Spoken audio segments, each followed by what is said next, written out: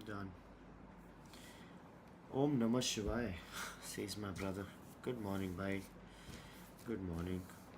I hope you're having a nice travel. That it's easy, not difficult at all. I hope everything goes well at the trip. Om Namah Shivaya. That's Good morning, everyone, says Mr. Tarun. So if you can hear me, let me know and we'll begin because we are already late. I'm sorry about that. I tried my best to be on time, but my best wasn't good enough. Sometimes it happens. Sometimes it happens. Great. So let's begin. Bum bum bum bum bum bum bum bum bum bum bum bum bum bum. Bum bum bum bum bum bum bum bum bum bum bum bum bum bum bum bum bum. Good morning, everybody. Welcome to Thinker's Frequency. We are having such a good time. This is the peak of human civilization. We are working so hard, doing such good work for ourselves, our parents, our kids, our siblings, our husbands, our wives, our friends, everybody. Well, not other people's husbands and wives, I hope. And just when we thought things couldn't get any better, like they couldn't possibly get any better, well, they just did. Call it divine intervention, folks, but things just got a whole lot better. Now we have Thinker's Frequency, our daily mental workout, our daily dose of insights and analysis which don't lead to paralysis right before we punch in. So let's continue with our journey of reading between the lines, things that are especially interesting and important in the world of business and finance. Let's go! Oh, but before we go, gotta follow tradition, right? We know the tradition. The sweet and sacred tradition of the simultaneous sip. We'll all sip something together and it'll bring us good luck, as it always does, without fail, every day. And all you need for the simultaneous sip is a cup or mug, a glass, a tank, a chalice, a stein, a canteen jug, a flask, or a vessel of any kind. Pour it with your favorite liquid. Today I'm having hot water with some black pepper in it. As always. And here we go. Oh my god. It's healing. It's healing. Let's do it again. Beautiful. Sublime. You know what the simultaneous sip says, right? You know what it says? It says that you are not alone. It says that we are in this together. As my branded Thinker's Frequency cup says, courtesy a very, very special viewer. Now let's begin. But before we begin, I'll tell you that you remember what I told you yesterday? Do you remember what I told you about Maruti yesterday? That something good is going to happen with Maruti? And day before, when we heard the GST slab news, when we talked about the GST rate on small cars coming down to, 5%. You remember what I told you? That's gonna be good for Maruti stock, right? And do you know what happened to Maruti stock yesterday? It went up by 9% in a day. Okay, the stock is up significantly. I believe, right now we are a very niche thing, Thinker's Frequency. Our TRPs, let's say, aren't that high. But if somebody did a edit compilation of whatever we've predicted and whatever has come true, if that edit compilation comes along, people will freak out. People will freak out on how accurate we've been as far as almost everything is considered. So, not just yesterday, you would remember when we talked about the cafe norms. Okay, we talked about cafe norms, and on one day I had said that, hey, I predict that government will probably just let Maruti fend for itself, okay, because it needs a lot to do with, uh, the EV mandates and so on, and Maruti hasn't been. And then next day I came and I said, hey, I'd like to revise my prediction just the next day. And when I calculated how many people Maruti employs, how many OEMs has it, on its indirect and direct employment, and what's Maruti's contribution to Indian economy, when I recalculated that, and I came back to you and I said, I predict that the government's support to Maruti will be indirect, but it won't let it fend for itself. It will actually help it out. And uh, that happened perhaps like a month ago. And look what happened. The government actually helped the small car industries in a very, very big way without actually helping Maruti out with the cafe norms. So this is extraordinary, what we've been doing, and thanks to you, because I wouldn't have been paying so much of attention, uh, such close attention to the markets, because I never cared about the markets. I'm not a trader, right? And but now, since I started reading about this, it's so tight that it's almost unbelievable. Some comments. Mr. Tarun says Sebi will also be looking for you then. Oh my god. And Miss Aditi says Simpsons also. Mr. Tiwari says, I thought I'll do the edit of the introduction bit only. Well, that's so sweet of you, Mr. Tiwari. But the point is, what we've been doing is now proving to have some serious economic ramifications as well, like financial ramifications directly for us. So when we talked about Ather flipped. When we talked about Maruti flipped. When we talked about defense flipped. When we said FMCGs are not gonna do well, they didn't do well. Then we said FMCGs are gonna have some shift now. You remember that a few days ago I told you that, oh, FMCGs might just be looking at some sort of revival, and look at what happened to the FMCG stocks, right? So everything that we've talked about, almost everything, one prediction is still going to get tested about what's going to happen with Russia and Ukraine. So let's test that out. But everything we've talked about has been working out very well. So we should all be very proud. I thank you so much for making me do this. And whatever feedback I get is amazing. It's amazing. It's not just amazing, it's amazing in British accent. So let's move on. Zelensky signals willingness to join talks with Trump and Putin. Uh, you know, it's very hard for Zelensky to stop the war, because if he stops the war, he might just get a Mussolini treatment. He might just get killed by Ukrainians, and that's not an over exaggeration. That's not an exaggeration. What is over exaggeration? That's not an exaggeration. He might just get killed by, some, in a way where like Mussolini was punished, right? Unless there is some candy for Ukraine in the deal as well. Now, Russia might not be willing to give that candy to Ukraine, so it's very, very, the jury is out. Let's see what happens.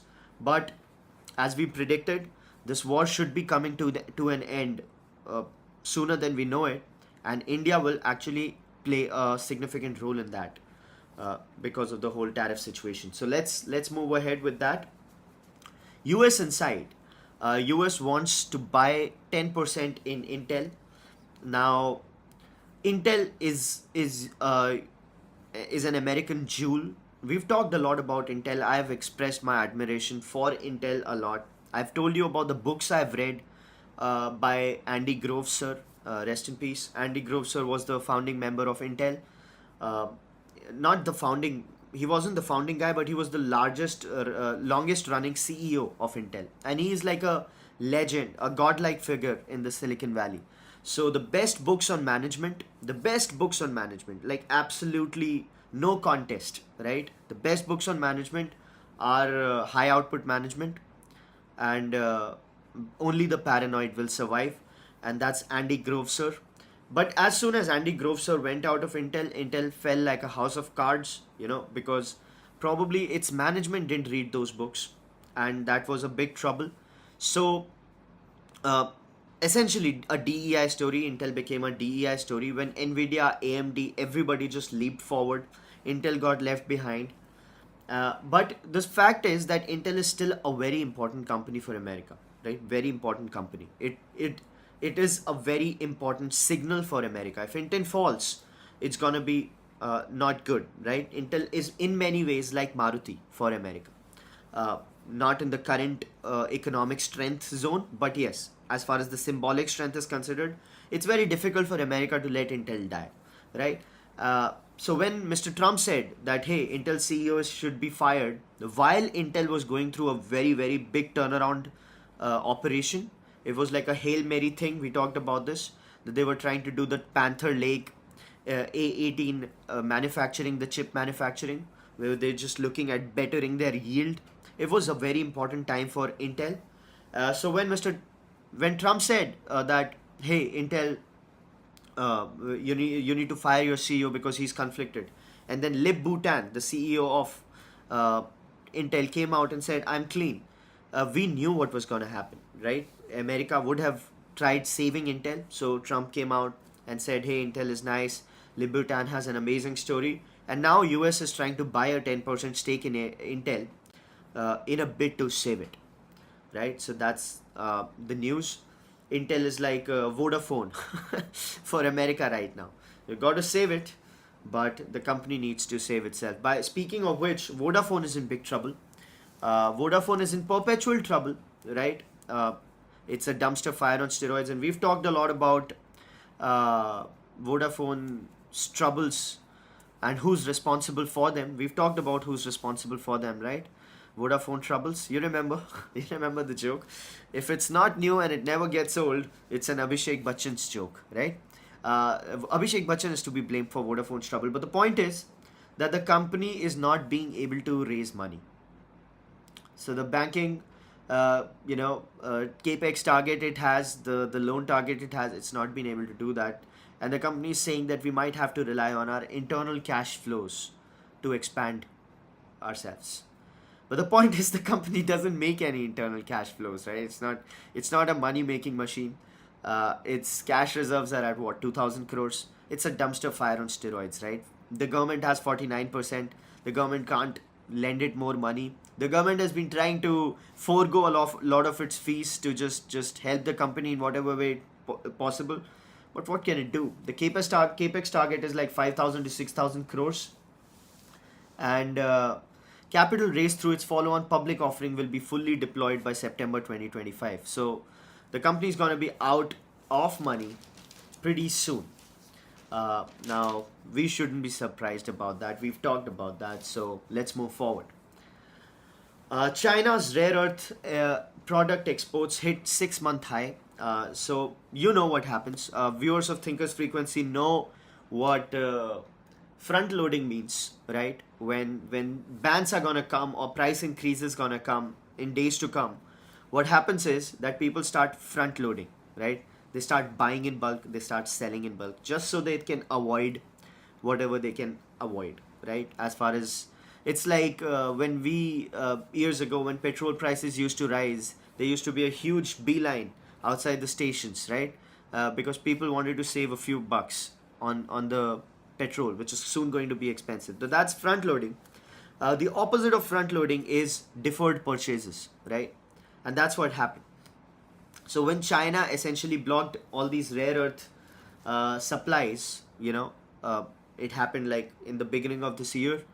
Everybody, they couldn't export it anymore, and now those blockages are getting removed by China in US and Europe. India is still not cool with that, by the way. We don't have that good news as of now. But the rare earth exports hitting 6-month high. So again, people will be like, whoa, why is this happening? Oh, wow, nice. No, but we'll be like, it was supposed to happen, right? That's the beauty of Thinker's Frequency. Moving on.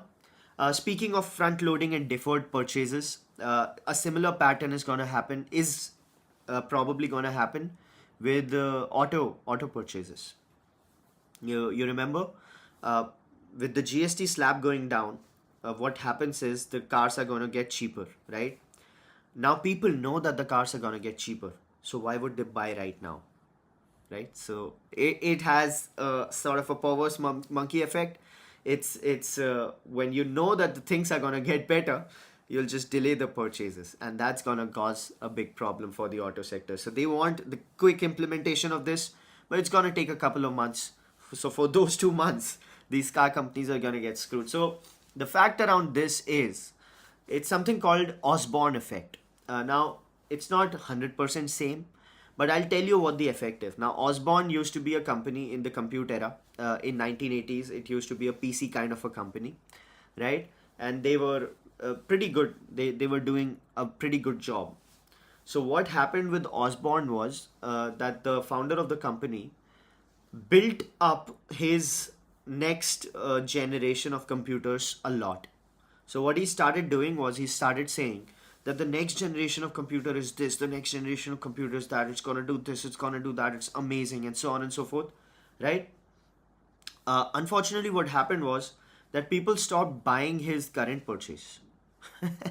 Right, the current product line started seeing a bit of a dump, and not a bit of a dump, it sort of saw a crash. Now, because of that crash, the company's cash flow situation got ruined, and because of company's cash flow situation getting ruined, essentially the company gone bankrupt before it could launch that next product, right? So now in management lingo, it's called the Osborne effect. Now, I read this 10 years ago. If I am mixing up a few words, I'm sorry, but yeah, I'm most likely 100% right. So this is something that happens, right? When you build up your next models or your next purchases, or there's something very good that happens, that is supposed to happen in the future, sometimes it leads to such problems in the present that the future doesn't arrive. So let's hope that doesn't happen with these people, the auto guys. Moving on. Google fined 36 million by Australian companies for anti-competitive practices. Australian telcos. A lot of anti-competitive actions happening against Google, even in India. ADIF, we've talked about that. So the agreement, which ran for 15 months, required Telstra and Optus to pre-install only Google search on Android devices, excluding competitors. And that was uncompetitive, non-competitive behavior. So Google started with the do no evil philosophy, right? And then it became the most evil company in the world. Do no evil, why? Because when Google was beginning, Microsoft was the evil company. It was the mafia type of a company. It was killing competition by uncompetitive means, and so on and so forth. So when Google began, it said do no evil. But then Google has been mired with all sorts of anti-competitive practices itself. So you become the thing you hate, right? Moving on. With tax cut on horizon, consumer stocks rise. No surprise there.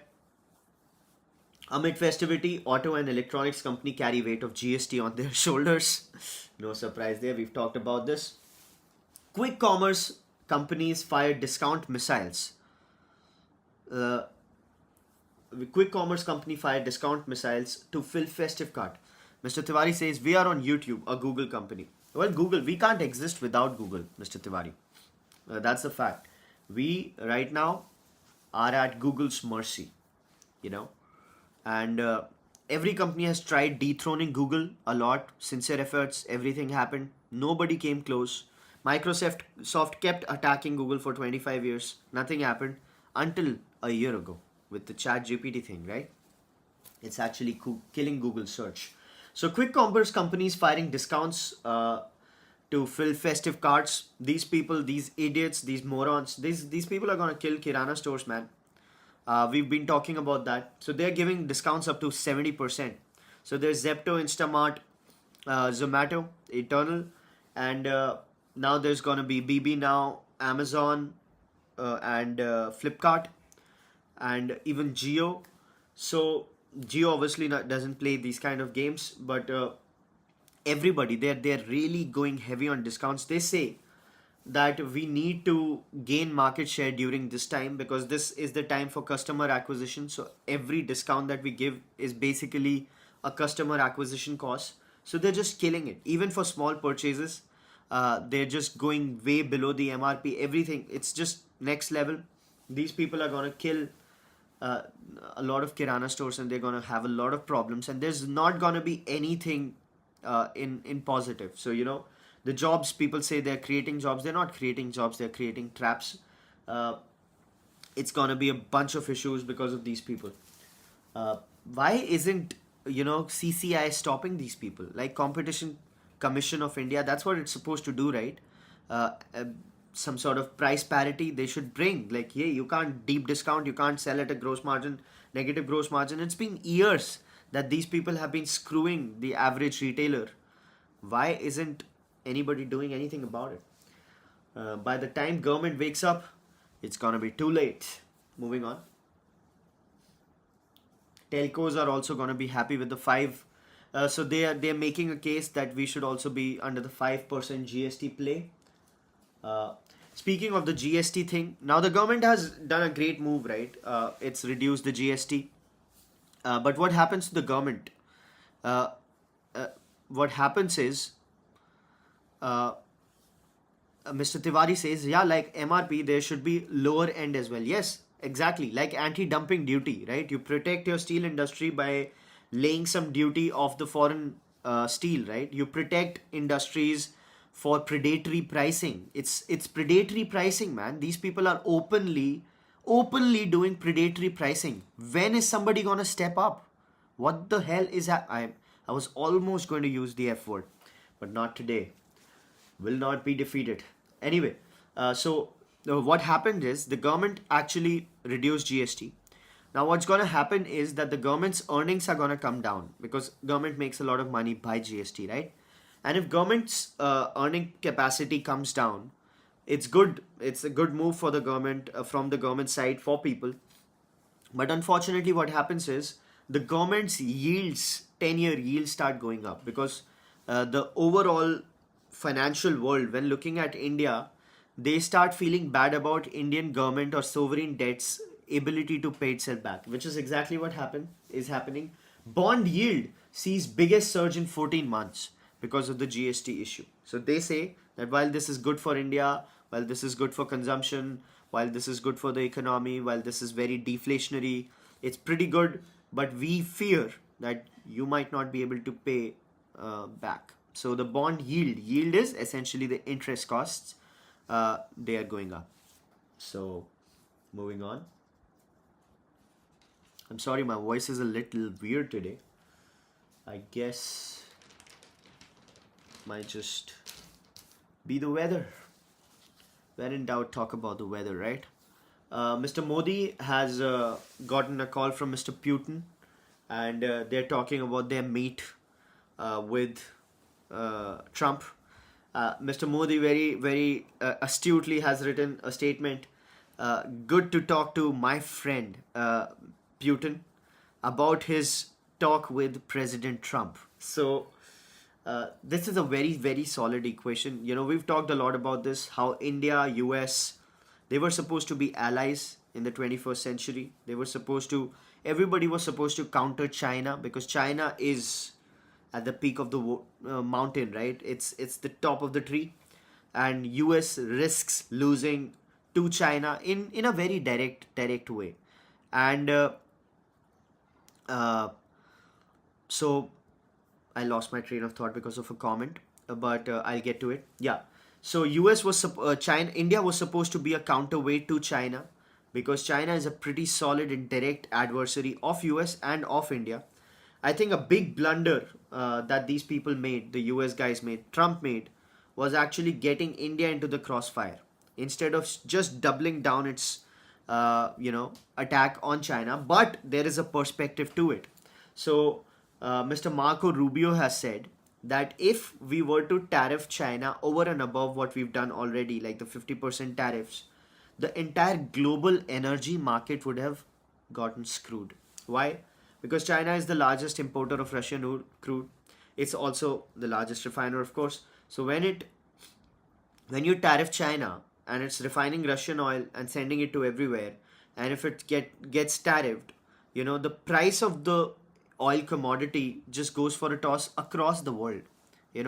So they said, and this is exactly what Peter Navarro also said, that we have already tariffed China to the brim, right? That's why we couldn't have tariffed them more, because if we would have tariffed them more, we ourselves would have gotten screwed, right? So that's why US had to come to India, but they made a mistake because India might just be looking at a different equation. So Mr. Jaishankar is meeting Mr. Wang Yi, and they're talking trade, they're talking a lot of things. They're saying that the bitterness that our relationship endured in the past few years, uh, it should move on to the next step. So that's what Mr. Jaishankar is saying. Let's see what happens with India and China.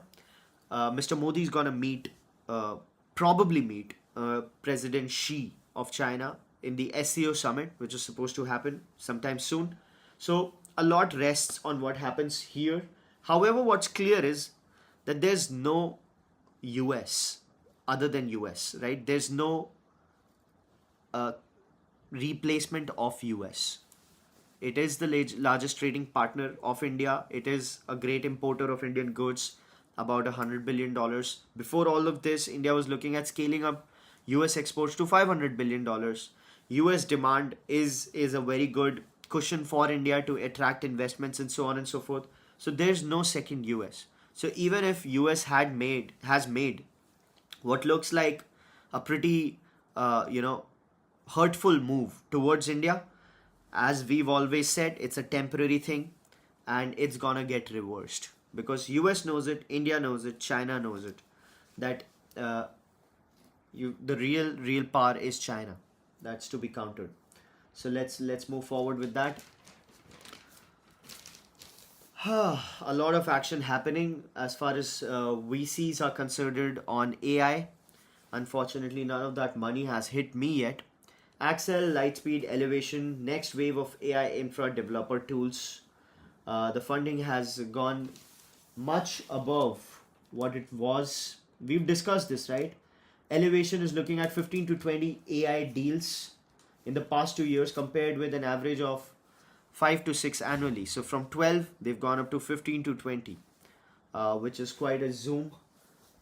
They've invested some, overall, they have like $3.6 billion, right? Yeah, a lot of companies are getting money. Let's just hope I'm one of the beneficiaries sometime soon. I got a comment from Himanshu Pokhariya, Mr. Pokhariya. Mr. Pokhariya says, in the market there should be some regulations. These are bad practices. So he must be referring to our story on quick commerce, right? Yeah, you're right, Mr. Pokhariya. You're absolutely right. We've talked a lot about this. We keep talking about this. Unfortunately, the CCI isn't watching Thinker's Frequency as of now. Tariffs and geopolitics may drive down global tech spending growth. So we've talked about this. This is related to the IT industry. Whatever is happening in the, let's say, tech paradigm, and if not tech paradigm, let's say the geopolitical paradigm, both of these, there is a tech shift and there's also a geopolitical shift. Both of these are hurtful for Indian IT, and that's what they're saying. Tariff and geopolitics may drive down tech spending growth. So it's essentially they're looking at tech spending to rise just 5%, 3.5%, 7%, and so on and so forth. So the $2.5 trillion of tech spend is not looking at much of a growth, which is a big problem.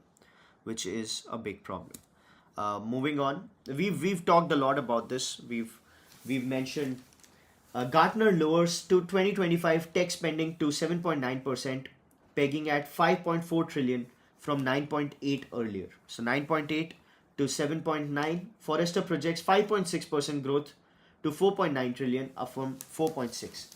So IT spending is not really looking green, and we've been talking about this for 80 days now.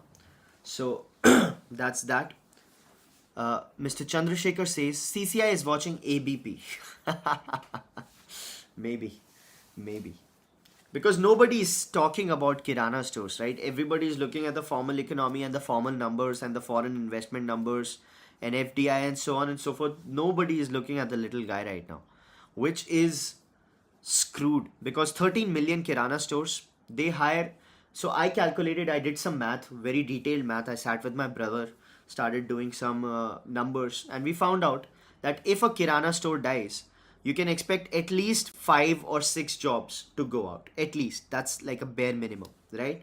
Now 5-6 jobs going out, and let's say 2 million Kirana stores, so that's 20 lakh people, right? 1 crore people straight away lose their jobs, and they are the bottom of the pyramid people, right? They won't get new jobs. right? Not all of them can be delivery executives, right? So this is just weird. Anyway, Captain Fresh is raising 1700 crores. That's okay. That's fine.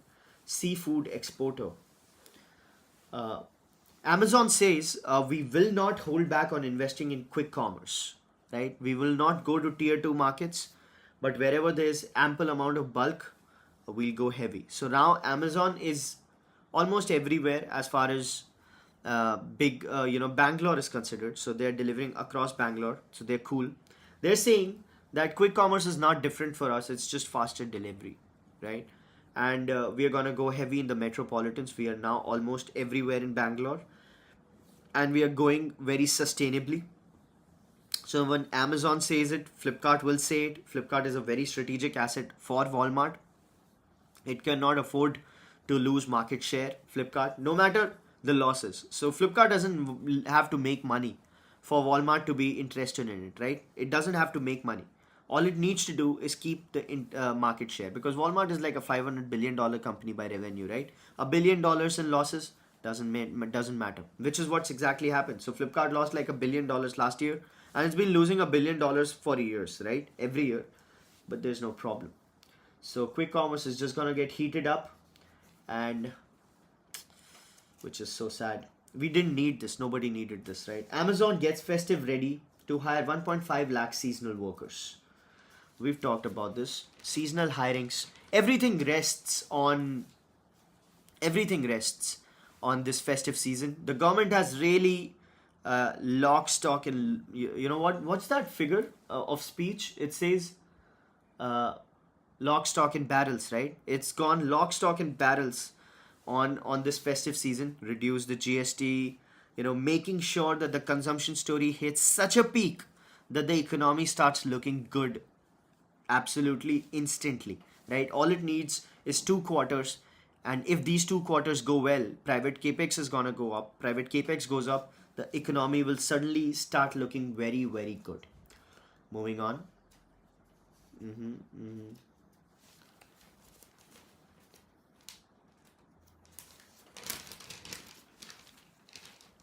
Madam Kiran Mazumdar Shaw has written an article. Uh, she's basically given an opinion piece where she says that in order for India to move from the pharmacy of the world to an innovation hub of the world, it's gonna need some regulatory changes. So that's what it says. It says we will need a lot of regulatory changes if we are to actually become more than a generics volume manufacturer, right? Now, why is she's suggested a few moves like single window clearances with statutory guidelines on timelines. She says the ethics community, the everything, all these drug regulators, they need to abide by some timelines as far as clearing things are considered. AI based, you know, uh, what is the word? There's some complicated word which he said. Yeah, toxicology. Sorry, it's not that complicated. I'm sorry. But yeah, she said AI based toxicology needs to happen. Single window digital approvers need to happen. Fast track pathways. And she also says that pre revenue companies should be allowed to go public. Like pre revenue companies should be allowed to go IPO, which I don't agree with. Rest of everything else is cool. But she says China did a lot of these things. That's why within a decade, China has like about 30% share of new drug development, right? Which is extraordinary. Just 10 years ago, it was at 3%. We don't have any share in drug development, new drug development. We are just a generic manufacturer, and it's not gonna fly. Now, why is she saying this, Madam Shaw? She's saying this because the market for generics is not gonna stay intact. So US has recognized its dependence on India and China for drugs, right? India not so much. India is just like a trader. 70% of our APIs come from China. So, but US has recognized still that it's dependent on India and China, and US is raising tariffs on pharmaceutical companies. It says it's gonna get them tariff to 250%, which means it's essentially forcing those pharma companies to come to US and start manufacturing there itself. If they start doing that, it's going to be bad news, right? And to pivot, to manage that time, we're going to be more than just a generics manufacturer, which is what she's talking about. So, well written piece, very concise, and good message. Regulations. Babu Shahi is the reason for all troubles, right? India is a troubled place because of Babu Shahi. Everything good that happens in this country happens despite Babus, right? So that's what she says. I hope I'm not missing out anything. Very good article. Adaptive trials, real world evidence, RWE, ABHA, eSanjeevani, wearable health data, fast track pathways. Yeah, I'm pretty cool. So I've covered the essence of it. Moving on.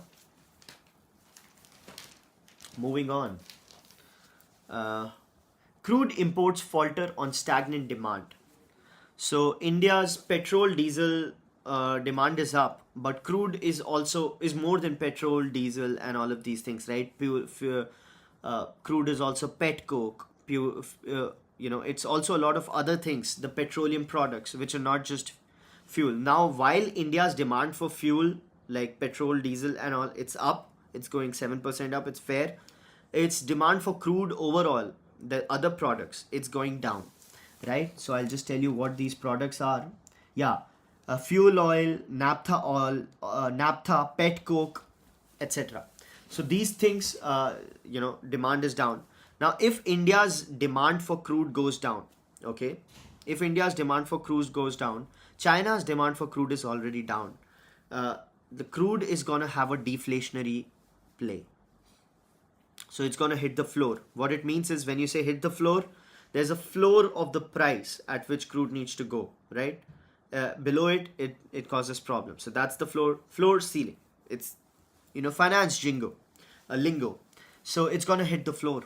So you got to have something to protect the fuel prices. Inbound shipments down 0.6%. In April-July, exports up 0.02%. If India's crude demand goes down, it's going to be a pretty big deal. Moving on. NCLT declares HDSFL chief Vadhavan bankrupt. Well, no surprise there. DHFL, what a dumpster fire, right? Yield surge most in 14 months. Hints of higher government borrowing. We've talked about this. Goods GST moves. Great for people, bad for government exchequer. Bad for government exchequer, people get scared, yields rise up. Moving on. Yields, essentially interest costs, just so everybody's clear. GST reform plan cheers up many counters on Dalal Street. Now, we've talked about this. We've done very well on this regard. Let's move. SEBI proposes to reduce minimum public offer size for large companies. Now, we've discussed this in depth. Viewers of Thinkers Frequency would remember.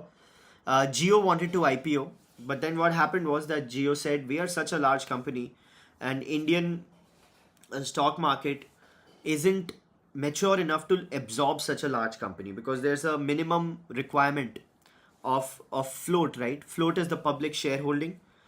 So there's a minimum requirement and it can't sell that much, because it's a like 1 lakh crore kind of a company, 5 lakh crore kind of a company. So what happens? So SEBI is trying to limit the float size for these big companies up to 50,000, 1 lakh crore, 5 lakh crore. So instead of like a minimum shareholding of 10-15%, it's going to come down for the big companies to 2.5%, like 5 lakh crore, 2.5, 1 lakh crore, 2.75, and so on and so forth. Now, we've discussed this. It's obvious, in order for Indian stock markets to absorb these big companies, we'll have to reduce the float size. Float size is basically the percentage which people can buy, right? Public shareholding, you can say. Not 100% accurate with that definition, but it's essentially what that means, right? So regulator aims for ease route for entities that command multi-billion-dollar valuations to go public with smaller float. 2.5 for 5 lakh crore, 2.75 for 1 lakh crore. Yeah. Minimum public shareholding requirement 25% would be extended to 5 years from existing 3 years, and so on and so forth for 50,000 crore companies. So moving on. Moving on. Good stuff. You know what the daily engagement today is right now? It's showing 25 minutes. So basically, we have like 12 people watching on YouTube right now, and they've been watching non-stop for 25 minutes. This is the highest daily engagement time. It's just extraordinary. Let me see the numbers on LinkedIn. LinkedIn doesn't show numbers that properly. Anyway, this is awesome. This is great. This is growth. Awesome. Moving on. Three lenders cap makes micro borrowers fall in line. So we've discussed about we talked about it yesterday, if you remember, folks, that micro borrowers, the very small borrowers, the microfinance guys, like my friend, my musician friend, we talked about him, right? Now they've really jacked the system. They've been like the Malyas, uh, you know, at a smaller scale. So the the uh, the perspective was very simple. Like, if these guys can screw the banks like that, why can't we? And it's fair. It's very nice. So what to counter that? What the banking system is doing is like three lender cap. So you can't take loans from more than three places. So there's some sort of and that has actually capped the delinquencies, right? Number of such borrowers falls 44% in 12 months, but legacy slippages keeps assets under stress. So the bankers are confused that usually bottom of the pyramid always pays, right? And they're like, this is not paying, and it's trouble. It's bad. It's bad. So, well, no sympathies for the bankers on this one. But yeah, I hope these delinquencies come down, because delinquencies in the banking play is bad for the country, right? And we're all about the country. Moving on. Mm-hmm. Mm-hmm. Education loan provider raising 600 million via ECB. So you remember what ECB was, right? External commercial borrowing. Now, external commercial borrowing, why is it so attractive? Because why is it so attractive now for Indian players? Why is external commercial borrowing uh, more attractive, let's say, than a week ago? You remember, guys? Why is ECB more attractive than a week ago? Now, we've talked about this. We've talked about this. I need you to say it so that, it's not a sleep session in the morning. Tell me. Tell me. Nobody? Maybe there's a delay. Less interest rate, Mr. Jindal. But why? Why that? What's the news? It was the triple B, negative to triple B, right? The S&P, and so on and so forth. So you're right, Mr. Jindal. I'm sure that's what you meant. So cheers to you. Moving on. Look at what these S&P rating says, Miss Aditi. You're right. You're right. Staggered buying in Nifty IT ETFs may deliver long-term play. These people are talking about staggered buying in IT. Well, I wouldn't suggest that, man. I wouldn't suggest that. Taxman hunts for clues on control of Jane Street India. So Jane Street India case is going on. Now, viewers of Thinkers Frequency would be very happy, because we discussed the Jane Street phenomena very, very in serious depth, right? We talked about how Jane Street duped India, how Jane Street made $4 billion in like 2 years from India, right? That's unfathomable amount of money. It's just extraordinary amount of money. Not cool. And essentially, whatever money they made in offshore entities. And with those offshore entities, they essentially duped the IT guys, right? So they made losses in their Indian entities, two of them, and they made profits in the offshore entities of where were they located? Hong Kong and Mauritius, maybe Malaysia. Yeah, Hong Kong and Malaysia, something like that. So tax guys said that this is illegal. You can't do that, and we're gonna take your money. So Jane Street phenomena is happening. Now we figured out how. I won't repeat it. I won't repeat myself, because we've talked about this in a lot of depth. But if somebody wants an explanation, let me know. I'll help. But Jane Street taxman is looking for control. And we've talked about what they're trying to do. So it's a repeat story essentially. You know,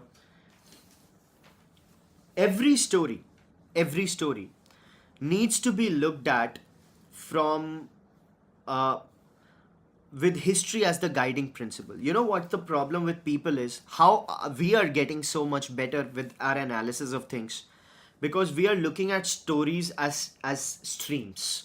You know, we are not looking at stories as single pieces, right? We are not looking at stories as pieces. We are looking at stories as streams. So we know what happened with Jane Street from the beginning of it, right? We know how that story began. We've talked about Flash Boys. We talked about algorithmic trading, HFT, how HFT is bad, how HFT took advantage of the market, what HFT does in the true sense of the word, and how that sort of started playing out in India, how they did whatever they did, and so on and so forth. Hong Kong and Singapore were the entities, says Mr. Tarun. Thank you so much. Thank you so much, Mr. Tarun, for correcting me. Hong Kong and Singapore. Though I don't remember if it was Singapore or it was Malaysia, but Singapore sounds fair. So we looked at those stories from a historical perspective, right? And once you figure out these things, you understand what's going to happen, because stories are give a clearer understanding of happenings. When people look at happenings, they don't understand what the hell is happening, right? They're just looking at like a firefly kind of a thing. We do it differently. That's why we are getting better. Moving on. Jan Vishwas Bill 2.0 introduced in Lok Sabha seeks to decriminalize 288 provisions. Now people wouldn't understand why they're decriminalizing these provisions, but we know that why are they decriminalizing? Because we've talked about what judiciary does to the country, right? Judiciary is supposed to penalize bad behavior, incentivize good behavior. That sets the incentive structure for the entire country. That decides what the country is going to do, how the country is going to behave, how people are going to behave, how businesses are going to behave, right? But judiciary is overburdened, as Mr. Tarun said. Judiciary is ineffective. It's also corrupt. And the best way to deal with that is what? Decriminalize useless cases so that the burden on judiciary comes down, right? If there is no law on that particular play, they won't approach the bench, right? And if they don't approach the bench, it won't be a criminal offense and business can go without. So ease of doing business will happen, and so on and so forth. As Mr. Scott Adams taught us, where does corruption happen, right? Where does corruption happen? Corruption happens when there's a lot of time, there's a lot of people, and there's a lot of money, right? Three things: time, money, people. Now, obviously, you can't take time off the equation because time is time, right? It moves. समय. You can't take people. You can't take money out of the equation because money is what makes the world go round, right? It's the grease. So all you can do is reduce the people in play, and the way to reduce people in play, as Madam Shaw suggested, was single window clearances, tech approvals, decriminalizing of useless provisions, and so on and so forth. Moving on. Mr. Rajat Mittal says, losing interest arbitrage. Yeah, you're correct. Minister urges employers to utilize jobs incentive scheme. So there is a job incentive scheme. We've talked about this. ELI is employment linked incentives. Mr. Aditya Agrawal says, glad I could join. Yeah, we are glad too. So on LinkedIn. So employee linked incentives is essentially a scheme where they have like an outlay, 1 lakh crore budget. 1 lakh crore is essentially 12 to 14 billion dollars. Now they have marked 12 to 14 billion dollars incentivizing companies to hire people, and with every hire they make, the hiree gets some money, some 15,000 bucks. Hirer gets some 3,000 rupee a month, kind of a thing. We've discussed a lot about this. I somehow am not very happy with this scheme. I think this scheme is a mistake. This scheme and also the PM internship yojana, I don't think they fly. Why? Because there's a lot of scope for corruption, right? People who were hiring anyway, they will start enrolling themselves, and people who were the hires they've already made, they'll start taking those incentives, and so on and so forth. There's going to be a bit of a compliance burden to get that incentive, people will have to have some sort of compliance action to be done. So I don't like the scheme, but I'll be very happy if it proves to be a non-corrupt, pretty amazingly working scheme, right? I'll be happy to be proven wrong there. Solar installations seen doubling to 4 million by March 26th on PM Surya Ghar boost. So Surya Ghar Yojana. So again, speaking from a historical perspective, why such a push on solar? Can anybody tell me why India has been pushing solar like that? We know about this. We've talked about this. Please be very quick with your reply. Why solar?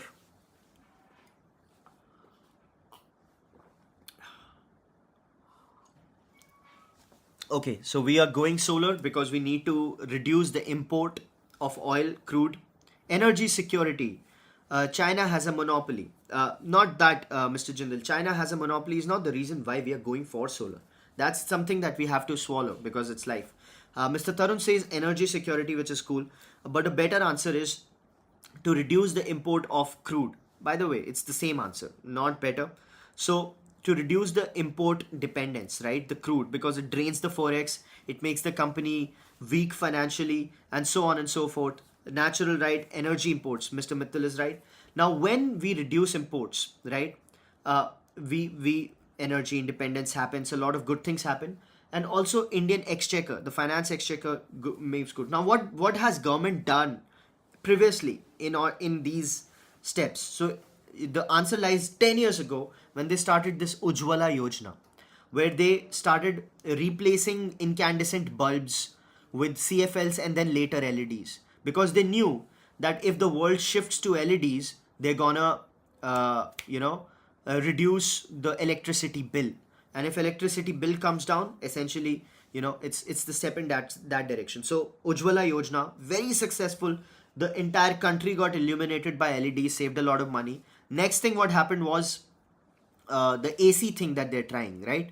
They're trying the whole, the ACs can't go below 20 degrees centigrade. Why? Because each degree below 20 leads to 6% rise in energy consumption. So they tried that, they're doing that. And now the Surya Ghar Yojana, because they want to use solar as much as popular, make it popular, so that, we can be, we have that advantage. So now, why not do that?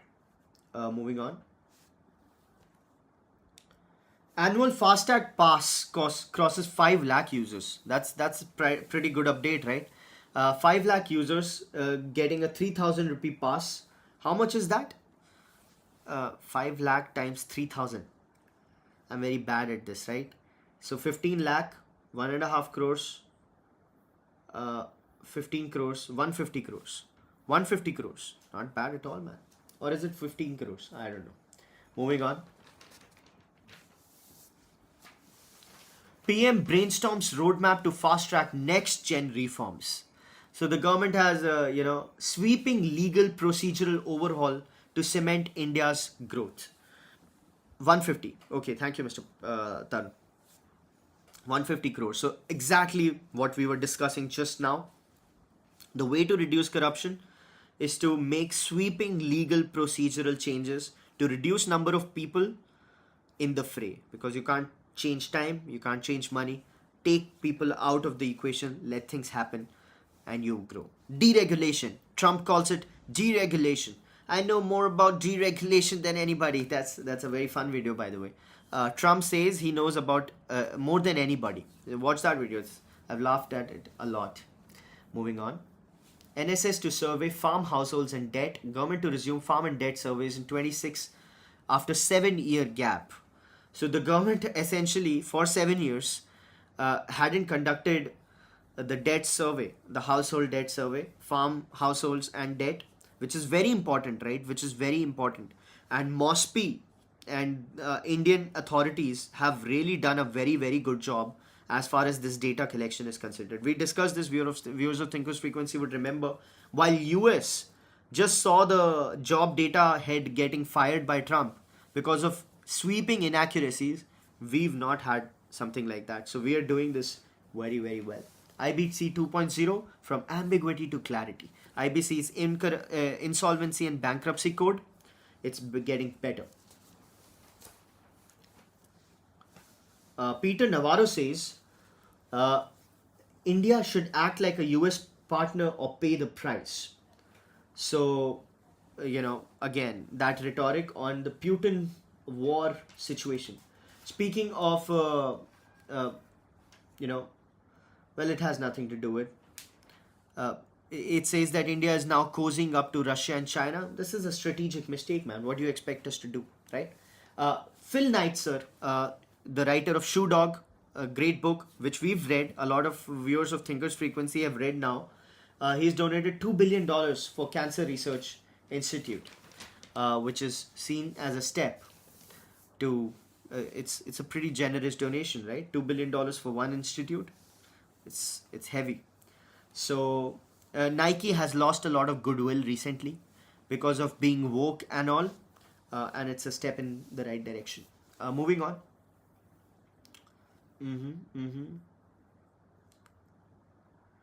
Reliance consumers buying a major stake in joint venture with Nature Edge zero sugar drinks market. So Reliance consumers is going heavy. It's going bazooka. It doesn't care about the health aspect such. It's just that it wants to be everywhere. And we've discussed how Reliance consumers is demerging with Reliance Retail to form a new company, and then it's gonna become like a Geo kind of a company of Reliance umbrella, and it's buying a lot of companies. It's growing. The Campa Cola thing has really worked well for them, and they're looking at huge acquisitions across the board. Nature Edge is one of them. So that's happening. These people are going chips. These people are going cold drinks. They're going everywhere. So whenever it comes to nation building kind of a exercise, Reliance has something else to say, right? They have a different angle.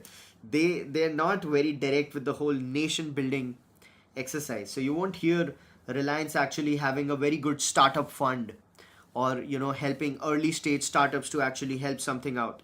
It'll just start buying companies and make its own conglomerate, which is weird.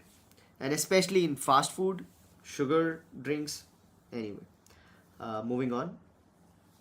Apple ramps up India footprint with new office and store deals. Now this is another prediction sort of having come true. So people said as US lays those burdens on India, the tariff burdens, Apple is gonna pack up and leave, right? And we said that Apple is gonna invest in US, and Apple will say that it'll invest in US, but it'll keep adding or keep its India activities intact, right? And that's exactly what happened. So Mr. Tim Cook met Mr. Trump, and he, had this whole glass thing that he gifted. He pledged $500 billion in manufacturing across US and so on and so forth. But it also started ramping up India, because that makes sense. So no surprise there. Indian drug makers seek exemption for generics from US supplies probe. Well, that's another story. Yeah, so we're set, man. Government is looking at easing FDI, of course, that is obvious. And with that, we are coming to the end of the 86th episode of Thinkers Frequency. Our daily mental workout, our daily dose of insights and analysis, which don't lead to paralysis right before we punch in. It's 9:05 and we're going to punch in anytime soon. I wish you a beautiful day personally and professionally.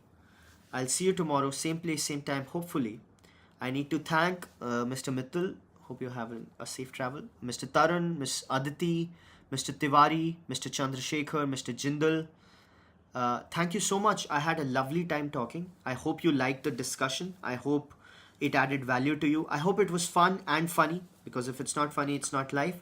Thank you so much for joining. Help us out with whatever. If you know somebody who could make some edits of us, it'll be awesome. We are doing very well, and all thanks to you. Thank you for the motivation. I'll see you tomorrow. Bye-bye.